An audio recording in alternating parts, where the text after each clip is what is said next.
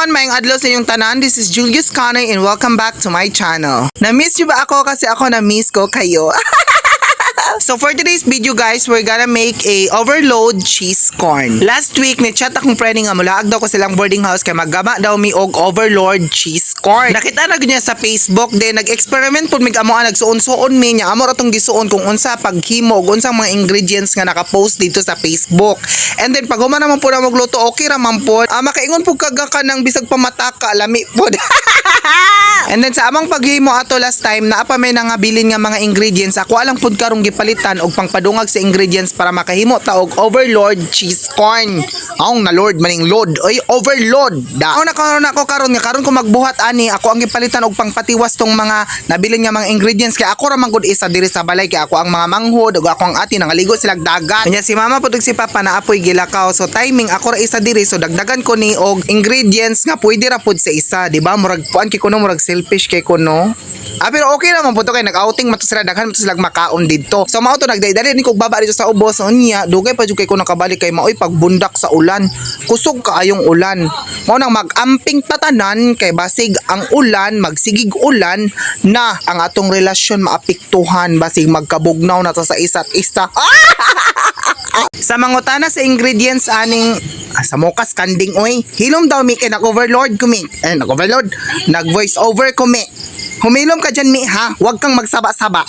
Okay, mo continue ta sa mga utana sa mga ingredients aning overload cheese corn. Na natay star margarine, natay evaporada nga Alaska, bisig unsa lang evaporada kung unsang inyong brand, okay ra na siya. Natay Eden, natay cheese, natay sugar, natay quick melt og natay corn. Di maura na siya basta naa ka na kompleto makabuhat nakaani akong gibuhat karon sa magtagian ning kandinga. Oy, hilom lagi ka nag kuan ko diri voice over.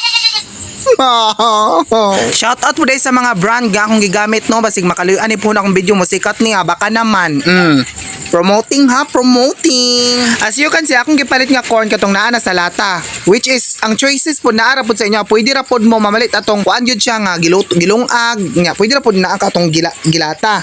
So kay gilata man akong gipalit nga corn, ang imo lang buhaton, imo lang to siyang initon. Kapag mag-initon, iset aside kay ibutang na po to siya giyahong kay ang tubig ato dili to pwede putdan, na lang to mabilin gamay. Unya, magtakang na po kaglaing karahay kay ibutang dito ang unang margarine. Then pagka-melt sa margarine, isulod nimo ang Alaska. Then pagkasulod sa Alaska, isulod nimo ang quick melt. And then pagkahuman, i-shake until ma-melt o ma-mix siya tanan. Then pagkahuman, aunon until mabugnaw. And then pagkahuman, mauna ni siya ang procedure kung giunsa nako pagbuhat ang overload cheese corn. Pero kung gusto jud ka makabalo kung giunsa gyud siya paggama, para dili ka maglibog ba kay kung video no, kay naguna ang katong procedure, naguna ang mga naiwit ang voice over, pwede ra ka mo tan-aw sa YouTube o sa Facebook. And then nice po ni siya pang negosyo kay murag dako siya kita, pero dapat ang advisable ani dili ka mamait atong dilata kay murag gamay ra man gud ang sulod.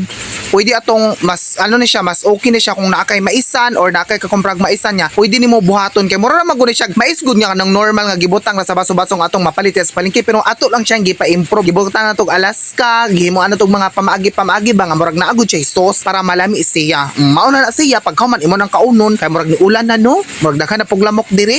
Dati nga pog ko bisig gabi na nagapoy kanding. Salamat sa kanding kay giubanan ko sa ako ang pag voice over diri karong gabi una. Salamat sa tanan. Ayo na pagtanga kung naglaway ka pagbuhat na.